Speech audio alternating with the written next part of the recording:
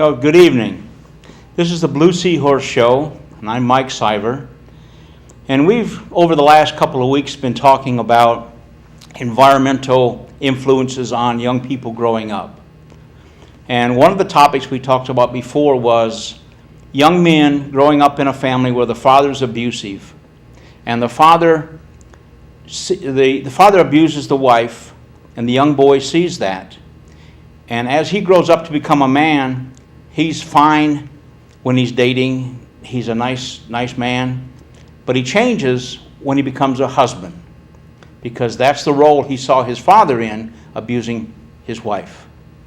And today we have Melanie Hooker from the Van Buren County Domestic Violence Coalition here to talk to us about similar situations. And as a victim advocate, she's experienced many of the things that we've been talking about over the months about the results of raising children in an unhealthy environment and what happens in the future as they become adults. And Melanie, if you'd like to introduce yourself and take over. All right. Well, my name is Melanie Hooker. I'm a victim and legal advocate for the Domestic Violence Coalition in Van Buren County. We do all of Van Buren County. We're the only agency there that does it. I primarily would assist people with personal protection orders, victims of domestic and sexual violence. I also would do court accompaniment. So if there's a criminal case pending, I would go with the victims. I advocate with the prosecutors. I advocate with police officers, get police reports to make sure that there was an arrest. I also do a support group in the jail every week. So the current statistic, and most of my statistics are from the Department of Justice or CDC, the Center for Disease Control, but it's now 90% of women who are incarcerated have experienced domestic or sexual violence sometime in their lifetime. And so what we focus on in the jail is what brought them to where they're at today, were there extenuating factors. And what I'm finding in my group, and I usually have between 10 and 15 women in the group every week, and it can vary because some women get released, some stay longer, and it is county jail, so the maximum stay would be a year.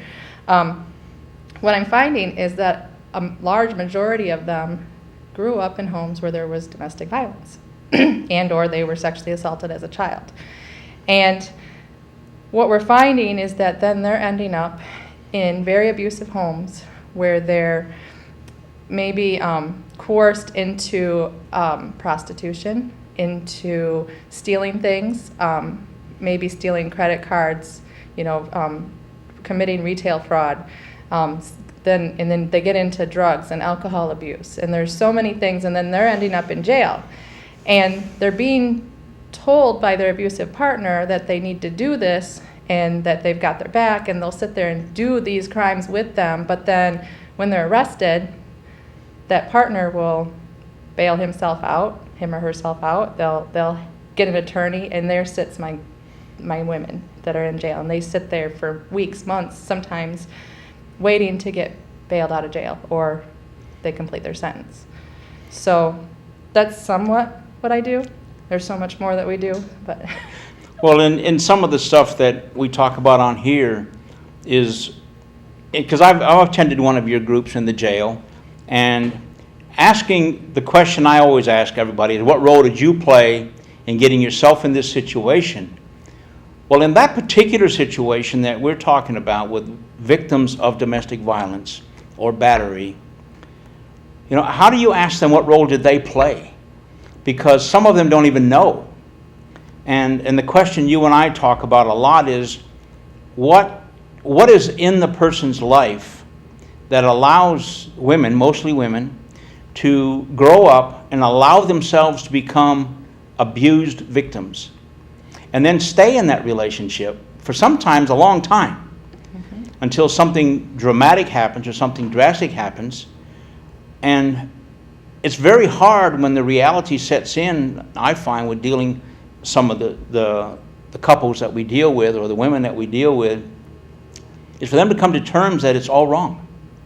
That everything they've learned or everything they thought they've learned about what it takes to be a successful wife or partner has been wrong.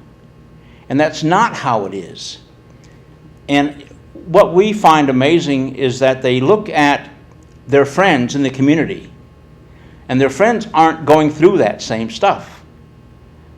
But they don't see the difference between how come my friend isn't abused, or she's not asked to do the things that I'm asked to do, but I am, and they don't seem to connect that line in there. Is that something you've come across?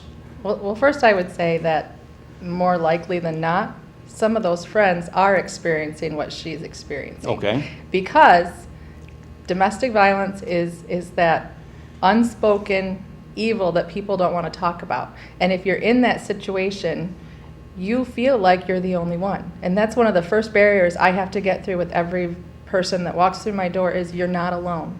You're not the only person like that. You know, I hold support groups, and there'll be 15 women there, and getting them there, and then they walk in the room and they're shocked. Like, really, I'm not the only one. And the person sitting next to you at church could be getting abused, and you don't realize it because we're not announcing it. You know, we don't go out and say, hey, my husband hit me last night. So that would be the first thing. And then the second thing is, when you're a child, and we'll get into that a lot, but when you're a child growing up in a home where mommy and daddy are saying, I love you to each other every day, and then you see daddy hit mom, and mom, in your eyes, take it, and then tomorrow she gets up and makes some breakfast and packs him his lunch, and off he goes, and that becomes normal to you. So if that's normal as a 3-year-old, when you're 30 and your partner then does that to you, you're not realizing that that's not an accepted behavior. So. Well, there's a saying that suits that. It says, when the abnormal becomes normal, what becomes abnormal? And that's an abnormal relationship that's become normal. And that's got to be scary because it's out there all the time. I deal with the men on the batterer's side of it, and for some of them to realize, and we do a 26-week course, which is not anywhere near as long as it should be, but we do the 26-week course, and sometimes around week 18 to 22, they start to realize that that's not right, that's not the way to be. And it takes that long for them to get it, that's not what society expects out of a man and a husband and a partner to live in the community. And as a father, the community has standards. We all have integrity and ethics and morals that majority of us, we hope, majority of us have. And I'm happy to say I believe that the people we deal with, although it's an unspoken crime sort of for a long time, is not the majority. It's still the minority. I'd hate to think it was if it was bigger than what it is now. We wouldn't be able to do our jobs. There'd be too many people. But in this situation, what can we do to get to the young people? We have to get to the parents first to raise the young people, and these parents we're dealing with are the ones that are the perpetrators. So how do we take it down there? Well, what the Domestic Violence Coalition has done is we've started a prevention education program to try to help with that very situation. So we have a prevention educator that goes into all the schools in Van Buren County free of charge, and does programs from anywhere from preschool to 12th grade, and dealing with what is dating violence, what is a good touch, what is a bad touch, how to dial or call 911. But we really focus in middle school and high school on dating violence and healthy relationships, because if they don't know what a healthy relationship is supposed to look like, then they're not knowing. And 1 in 5 women and 1 in 7 men first experienced violence between the ages of 11 and 17. And then I pulled my stats. I've seen in the last year myself, and there's only 2 advocates in the office. There's myself, and then there's the prevention educator and our director. So of a 3-staff office, I myself had 369 new clients last year in Van Buren County. And that might not seem like a lot for one person. That's unique clients. I had over 900 contacts with victims. And yes, I had 48 male clients, so it is predominantly female. But the vast majority were between the ages of 14 and 23. And that terrifies me as a mom, as a community member, because these kids are growing up and they're seeing it to the point where it's so normal to them that their high school girlfriend they're abusing, and that girlfriend doesn't know that it's not okay. And so starting at that young age, and that's why we're seeing what we're seeing in the news and these devastating things that are happening, but it's become, they're become so minimizing of abuse. You know, they're seeing things and they're just not even realizing that it's wrong anymore. Right. That must be tough for your educator as well, because I would feel that her going into the school and talking about inappropriate and what's a healthy relationship, what's not, that they touch on the parents. And you're telling a group of people that it's not appropriate to do this and do that, and the student's sitting there thinking, that's what my mom and dad do. Yeah, and every time she goes into a classroom, in every classroom, there is at least one student that will walk up to her in tears at the end. And, you know, my mom does this to my dad. My dad does this to my mom. My mom's boyfriend. Kids that grow up in abusive homes are 6 times more likely to commit suicide, and she at least has once a month a child come up to her telling her that they attempted suicide because of what was going on in their home and they weren't happy, and or, you know, that they've thought about it. And that, again, scary, but it's a reality. Now, on the positive side, when she goes in, I have gotten, you know, monthly calls from a mom or a dad that said, my daughter heard Amy come into my school and she told me that I needed to call you. And I'll say, okay, what's going on? And then they start talking. And, you know, it's things like, I grew up in a home where my dad abused my mom, and I watched it so much, and they minimize so much that they'll say, well, he only pushed me. I'll say, was there physical violence in your relationship? No, he just pushed me. Well, that's physical assault.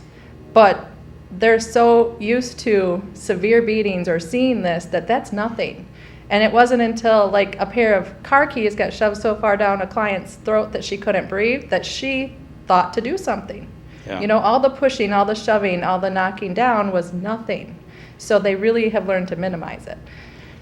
And that's where we keep going back to on our show, is how do we get parents and adults to bring this awareness to their children? And how do we get parents to ask themselves, what role am I playing in this? Because that's what this show is all about, is what role do we play? And it's a similar thing although I didn't come from an abusive background, or my parents weren't abusive, my dad was a full-blown alcoholic. So, you know, I should have, and I learned how to become one very easily because of him. I can blame him, but I play a role in it as well.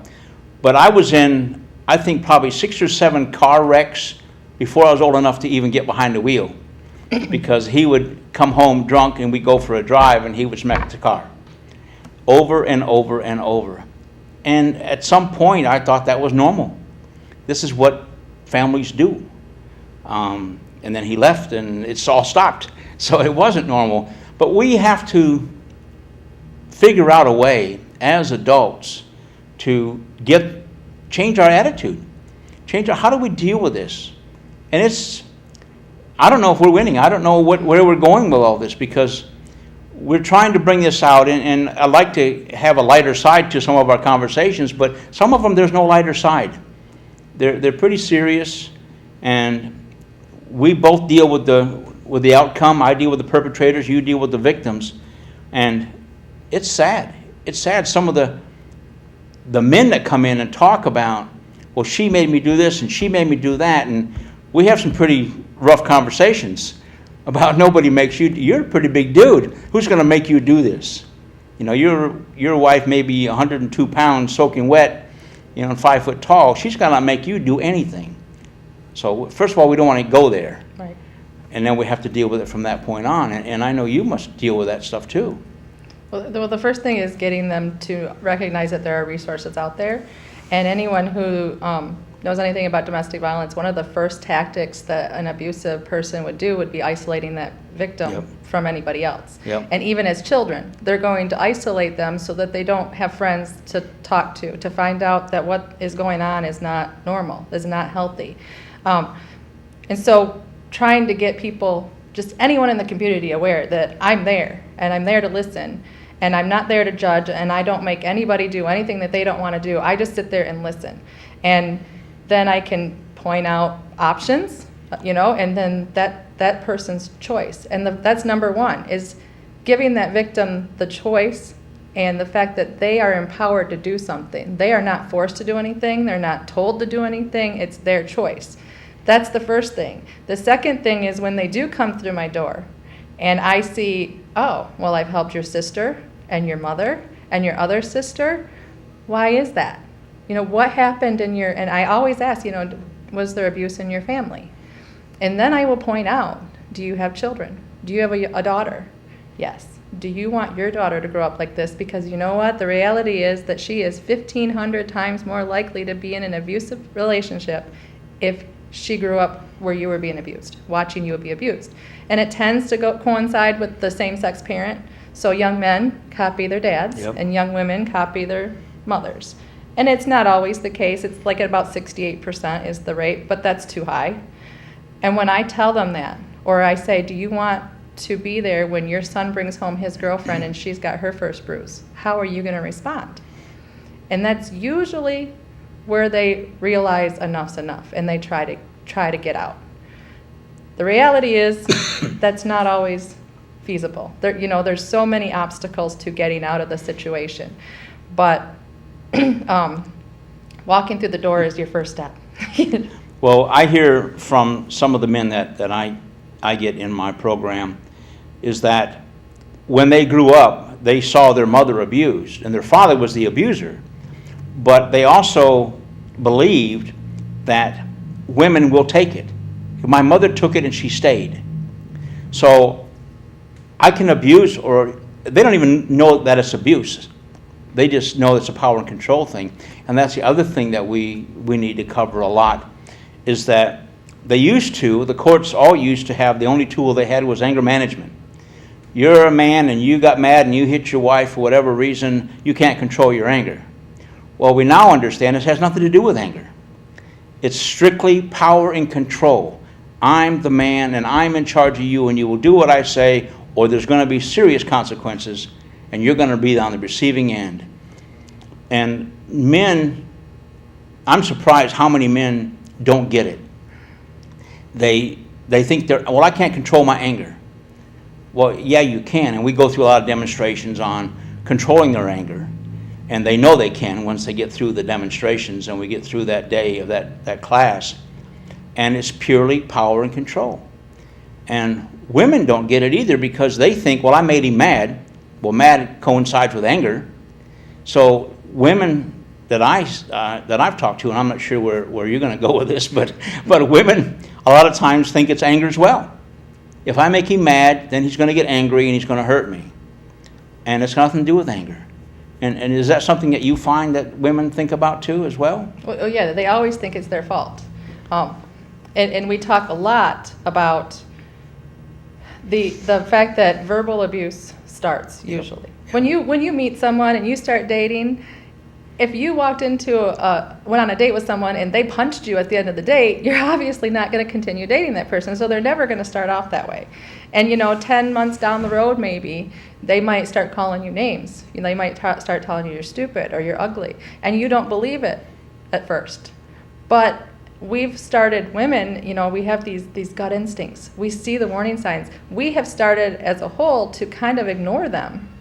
And I said the other day, you could hear 55 times that you're stupid and you're ugly and no one will want you, and you might be confident enough, and I would believe that I'm confident enough to not believe that I know that I'm, a nice person and I am worthy. And then I go someplace and I look at a cute guy and I wink and he turns away, and then suddenly I believe it. So the next time he tells me that I'm stupid and ugly and no one's going to want me, I believe it, and that's when the downward goes. It's probably not 55, it's probably more like 10, but when you're told something over and over, you believe it. Yeah. And I forgot the question. Well, anyway, we talk about where women accept the fact that they think that I've just made them mad. Oh yeah. So then when they were told that you better have dinner ready at 5, then it's at 5:03 and then they get yelled at, they're already cowering because they know they're going to make him mad. Right. Well, they're not mad necessarily. A lot of times they'll say he didn't even seem mad. It just happened. And what I try to get through them is it doesn't matter what you do to please him. Nothing. He's going to find something else to not be happy with. So if you know that your house has to be spotless and dinner has to be on the table at 5 and you make sure that it's on the table at 4:59 and that you could eat off the floors, then tomorrow it's going to be that you used the wrong silverware or the wrong dish or I told you I didn't want steak or whatever. It's always going to be something else. And getting that through their head and to make them believe it. And that's the key, that it's never going to stop. And so many times does someone come in and say, well, he went to anger management and he took substance abuse counseling, court ordered, mind you, and it was while he was on probation, and he changed. He didn't hit me anymore, and he didn't anything, and I want to drop the PPO. And I counsel them, and our courts require them to be counseled, and I'll give them this is what could happen. Nope, he's fine. And I can tell you that almost beyond a doubt, within 2 weeks of the end of probation and the end of those classes, if they're mandated, Right. they are going to be right back in there because he left probation from being released and picked up that half pint and drank it and then came home and they got in an argument about something. That's not always the case, but what I know is that if you choose to go to a batterer's class as opposed to being ordered, you're going to get so much more out of it because you're open to it. And that's why it takes 22 weeks for some of your guys too, because it takes them a while to buy in, to believe, and to accept. So that's... Yeah, they just come to our class and sit in it, and the first 2 or 3, they don't want to be here. I mean, they wouldn't be here with me if they had a choice. They're court ordered to be there. And some get it sooner, but most of them, like we said, it takes almost a whole class for them to even just to start get it to fall into place. And they wonder why they thought the way they thought, why it was okay, why that lifestyle is okay, because we talk to them about if you got mad at your boss at work or a fellow employee and you went off on him, you'd either be fired or more seriously hurt than that by maybe some other people. So you do have control over your anger. And what you do is you come home and you take it out on somebody that you can have power over, which is a smaller person. And it's like being a bully. There's no anger in a bully. It's power and control. And that's the big thing. And we keep getting back on how do we get this back to the young people. I'm glad to and I know Amy, and I'm glad she's still in the school system and still being able to do that. And obviously it's not done enough. We could probably use a lot more. And again, I hate to say it, gets back to funding, gets back to all the resources that we can put together and what we can provide for these people. And we do a lot of public stuff ourselves. But I guess I get a little frustrated when you think you run out of clients, and you don't. Our goal is to run out of clients. Yeah, I would love... This is the only job, our jobs are the only jobs where we hope to go out of business. I don't want to be jobless, but gosh, I would feel good if I could say I'm closing my doors tomorrow because there's no more domestic violence. But unfortunately, I don't think that's going to happen in my lifetime. Hopefully it'll happen, but one of the problems with our laws and with our justice system is that all the money goes towards what I do, which is wonderful, but it's victim services. Right. And there's no real funding for services to help the perpetrators, which is where we need to go. Because if my client walks into me and I'm able to successfully help her get out of that relationship and move on and start a healthy life somewhere else, I helped her. I helped one person. But the reality is that I didn't help the person that really needed the help, the abuser, because you know what? He or she can just turn around and go to the next partner and the next partner. And so until we can help people recognize that what's going on is a problem and recognize it and accept responsibility for it and try to learn from it and move on, we're never going to beat this problem. Well, that's why your clients mostly come to you voluntarily. Yes. Our clients only come to us through the court system. We have had one client who came for the 26 weeks, paid all the way through, who didn't have to be there. And he was so involved. I almost wanted to make him a counselor. He researched and he did all kinds of stuff, and he came back with a lot of information. But he told the group, he said, I felt myself losing control over my partner. And I was getting upset, and I didn't know why. And I was starting to control the environment. You know, she had to be home at a certain time. She had to do this. She had to do that. And he was, I don't know where it clicked in him, but he decided he needed some support. And like your program is the only one in Van Buren County, ours is the only one in Van Buren County. And we do strictly batterers. It's batter intervention. We go into the jail as well. We're still waiting to get clients in the jail, but we've got permission to go into the jail and bring it there. And we are looking for public funding to do that, so we can actually make the program longer, because they have to pay for this themselves, which is probably good because it's a consequence that they have to get for their actions. And then they have to do 26 weeks and do it correctly, or because it's a point system, they earn their way out of the program. So, you know, we feel pretty good about what we offer, what we have to do, but we wish we could offer more and do more. And there's times when we wish we could go into the schools and talk a little about it from our side of the batterer side of the program in the schools, but there's no way we can get into the schools because they're not ready for us yet. But we hope in the future that it'd be more of an open topic and people are prepared to talk about it. And if they are, and the kids Amy is teaching and the people you deal with will pass it down, then we can look at maybe making some inroads into a small community that will stop the batterers from doing what they do. I don't know, we've got a little bit of time left here, so is there anything else that you specifically want to bring up and talk about tonight? Well, I want to first point out that 1 in 4 women are abused. Every 12 seconds, a woman is abused. So while we were on the air, I don't even know how many women were hit. So it is out there. Battering is the single major cause of injury among women now in the United States. You know, not car accidents or falls or work accidents anymore, where it used to be car accidents. The number 1 cause of injury to women is battering right now. Wow. It's also one of the top causes of death among women, intimate partner death. So it's a huge need for agencies like ours, especially to work together. Funding is a huge problem. So one of my biggest jobs is fundraising. So I have to promote my, we try to have fundraising. We've lost a lot of funding, not because we haven't tried, but because there's just so many cuts. You know, the economy is struggling, and because of that they're having to cut everywhere. And so we do have a zombie fun run that we're going to have in the fall. October is Domestic Violence Awareness Month. So we are going to have it's called the 2014, it's our first annual zombie fun run. It's a little over 5K. It's all the proceeds will go to our agency, and it's October 11th. October 11th at 9 a.m. It is in Paw Paw, and it's going to go all the way around Maple Lake.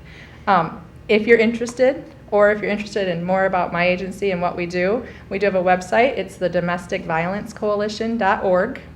It's got all the information about this on it. It has all the information about our prevention education programs, workplace violence programs, which we didn't even get into that I do, the advocacy role that I play, and then it always has different events. So we're going to have the 5K in October. We usually have a fashion show fundraiser in South Haven in March.